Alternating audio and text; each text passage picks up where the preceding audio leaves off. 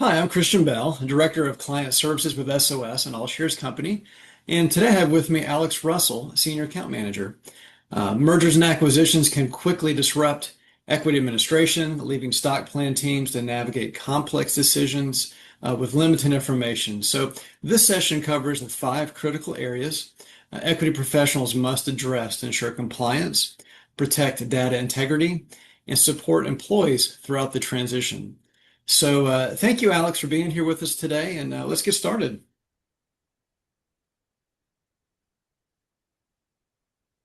So I guess kind of starting from the top, Alex, what are some of the main merger and acquisition pain points that come to mind for you? Thank you, Christian.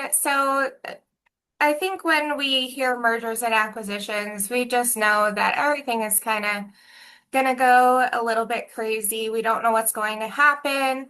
And we're really limited in what we're able to see when we're in our stock plan administration role, or even just that portion of the company, right? We have our board of directors, our CEOs, all of our executives making these big decisions for the company. And we don't really see what happens until they decide to tell us. So we don't really know what's going to be happening to the outstanding awards of the existing company that is being acquired. We don't know kind of where things are going to end up. So then we have to focus on things like, do we have correct historical records in place that we're able to work off of? Do we have our own processes in place so that we're able to work directly with our team members? And that's your payroll, your legal, your stock plan administrator, if you have an extensive team, your accounting team. So it's an opportunity for us to take all of this chaos that's happening within our corporation or our company in general and come together and try to find a way to make this as smooth a process as possible while maintaining integrity within the company.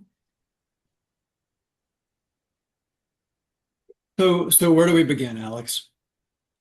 So the place that I would start is always with clean data. Anybody who knows me is going to say that data is key. I will harp on it constantly. You Mhm. need to have all of your information up to date. Your equity records, all of the information that's either within your platform of choice, your Excel files that are just hanging out within some folder within your company.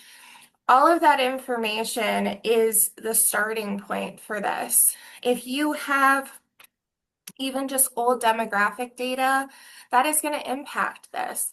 So the main place that we really need to start to have a strong foundation on everything is that data. So we're going to start with verifying that all of the information is correct. Are we reconciling against our plans, our board meetings, our minutes, our comp committee minutes? Does everything match? Are we remaining compliant with that? We also need to make sure that our demographic data is up to date. That's super important when we're dealing with taxation. We have these adjustments that are likely going to be made to the plan. How is that going to impact the taxation for our participants? So the main thing that we really want to focus on here is that reconciliation of the information, the history of the details. Have there been exercises, cancellations? Are we up to date on our terminations? Have our forfeitures been accounted for? And in order to kind of avoid this, we want to make sure that there are no duplicate records. I can't tell you how many times I've helped a client with either an implementation or just regular work within their plan, and there's duplicate records where you have grants in two different accounts for the same participant. And you run into so many issues, and trying to clean all of that up within a short window of time is really, really frustrating and a little complex because the systems don't work necessarily the way that we want it to. So make sure everything matches. Do you have everything in writing? Do you have an audit trail for all the decisions that were made? Do you have correct vesting schedules, demographics, the whole nine yards? We have to start there. So that's some great insight, Alex. What are some equity structure considerations to keep in mind? So I think the main point here is we need to know how is everything going to be treated? Because in reality, when you have a merger and acquisition, you have two companies that are attempting to come together. Now, that can be a public to private company. You can have a private to public company or a public to public company. And the realm within that equity world and the composition of a plan can vary immensely when you're dealing with two different companies trying to come together and put everything in a combined fashion. So, something that I've heard when we're dealing with equity in general is that equity is a box of Legos. You have a box, and it is providing you with all of the tools that you can use. And as long as you use the information and the details and follow the regulations and all the stuff that's in that box of Legos, you can build whatever you want. So we need to focus on, okay, this company has options. They have RSUs, PSUs. They have an ESPP plan. Well, this company doesn't. This company only has, say that they only have options, or they only have your C-suite is receiving equity awards. So we have to focus on what is it, and then how is this going to be adjusted? Are we going to be assuming them within the acquirer's plan? Is there going to be a substitution? Are we accelerating everything? Are they cashing out, canceling, what have you? You have your plan documents that tend to give you a little bit of an understanding about what's going to happen in the event of a liquidity event. However, it tends to be a little vague, and it really is up to your board of directors and your legal team as to how they're going to approach that. So we need to look at whether they're deciding, are we merging these plans? Is it going to be a completely new one that we're just going to throw out there? Or are we just going to pick and pull and create something completely new? Thank you. Well, I think one of the trickier areas that we tend to find ourselves in this sort of situation is when really trying to work through the equity software piece of the whole transition. Talk to us about that and some of your thoughts there. Yes, so the software is a whole other beast, right? We have different platforms that are available. They have different abilities. They have different offerings that we can use in order to manage these plans. So we have a few different options when we're bringing together two companies and two plans and putting everything in one space is we can maintain both at the same time. Now, this is not your usual way that you're going to keep doing things. This tends to be more like your transition period, right? So when you go through an acquisition, it's not all immediate. We would love it to be, unless you're the ones working on the back end, like your admins. It would be nice if it was just a snap of the finger and everything is taken care of, but it's really not like that. You're slowly integrating your processes, your systems, your HRS systems, your like HR in general, policies, processes, everything. So we're working on that, and this is another piece of that. So sometimes you'll keep it in tandem, right? We make sure that everything is updated on both sides because, again, goes back to data. We have to have our data in a good place.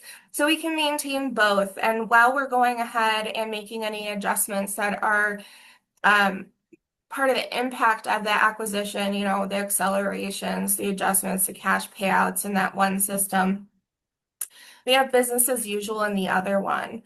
But later on, typically what's going to happen is you will merge over what was available in the system of the company that was acquired into the existing acquirer's company.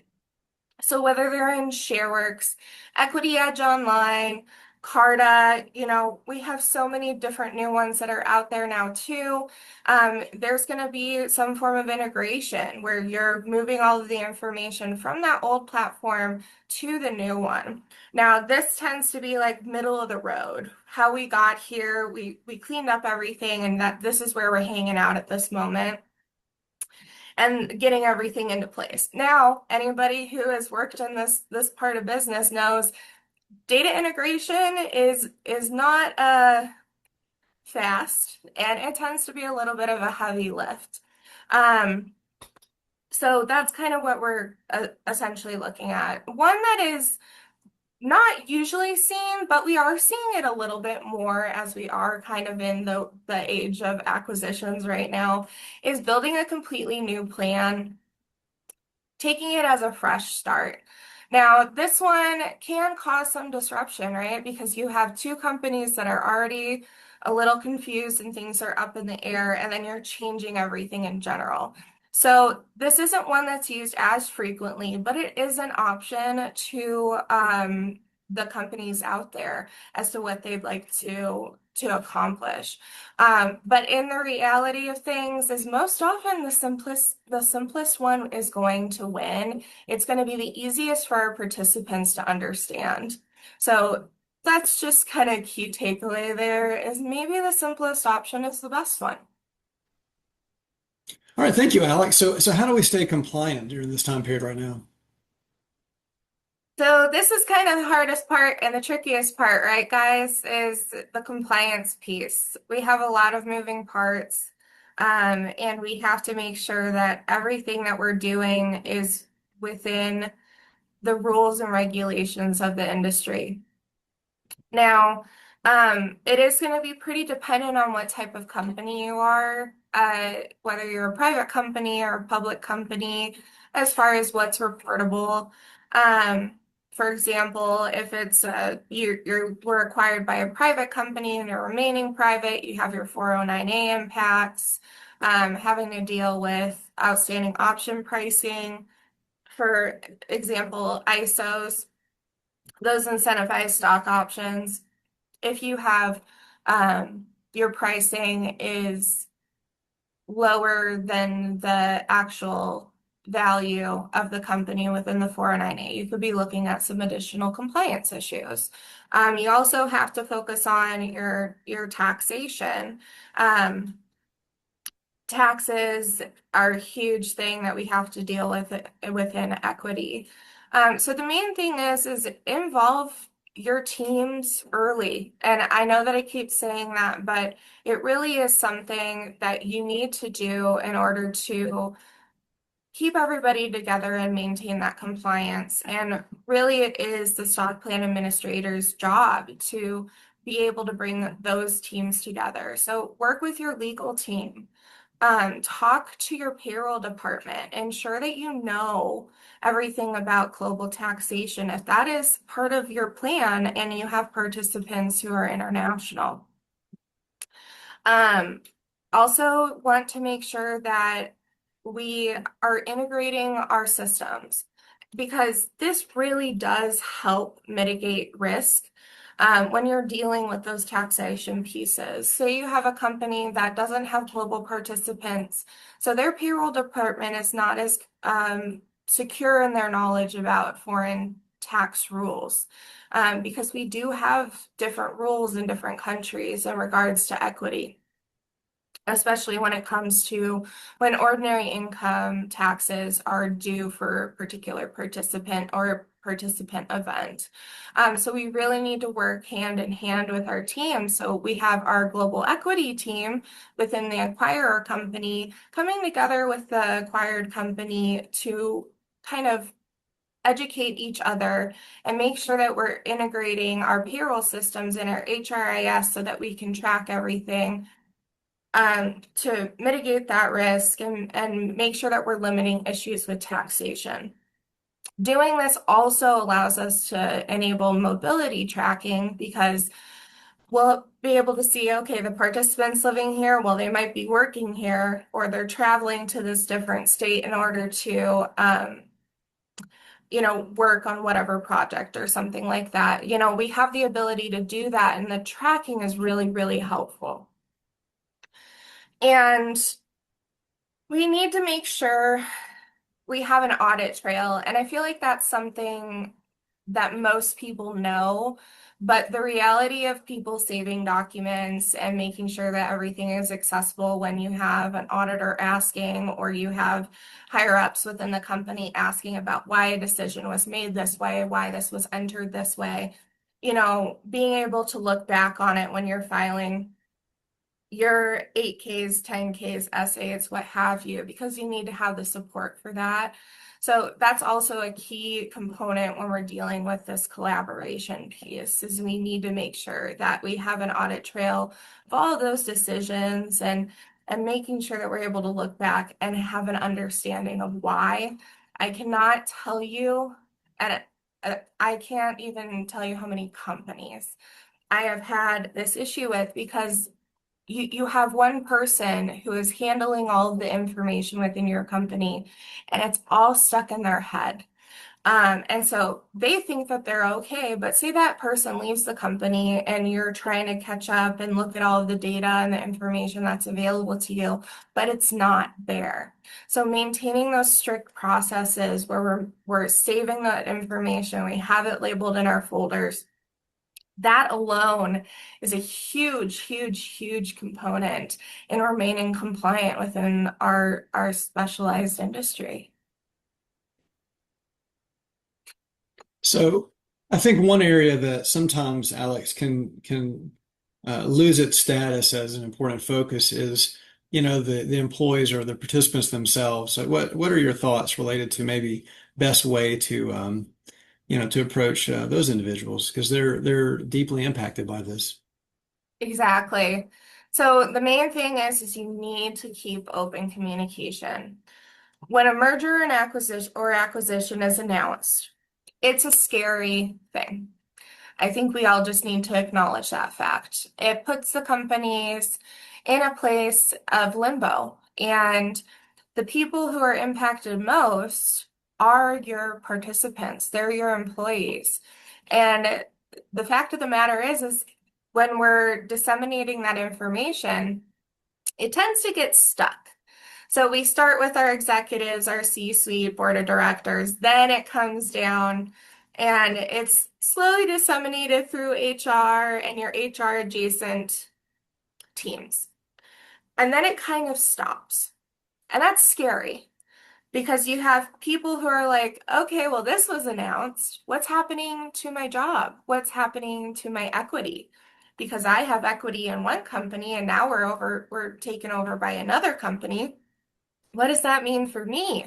I'm here at this company because I enjoyed my equity. That was part of my compensation plan. So it becomes a really scary time for our participants. And the best thing to do, like I said, is keep that open communication. And what does that look like? It can be as simple as sending out an email saying, hey, we acknowledge that this is going on. We are currently working within our systems to make sure that we have everything updated for you, and we'll provide an update as soon as one is available, right? You can send that email, whether you have like a chat. I know we all have different platforms that we use for our internal chats. Whether you can post it there or create a channel for questions about your equity acquisitions, what have you, or just list a FAQ there.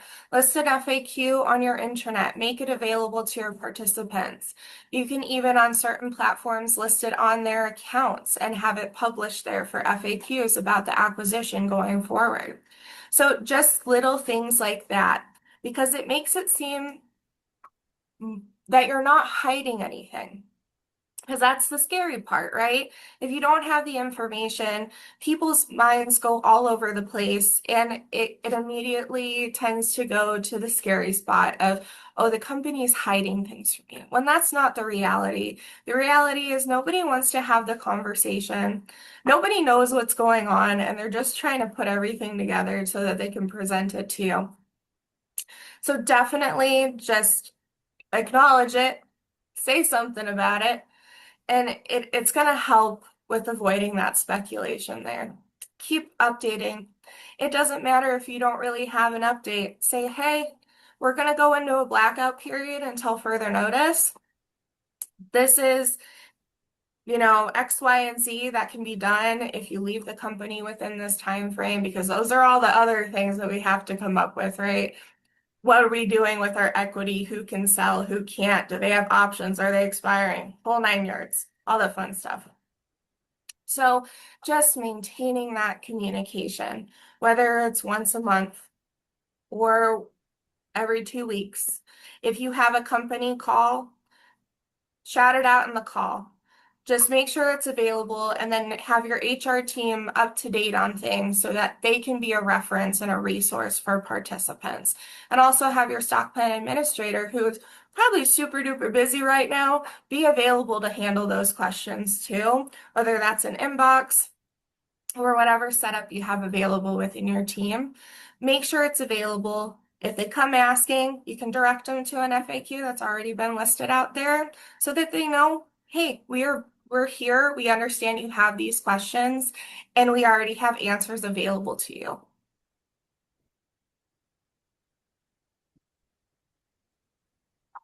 So we talked about a lot of things, right?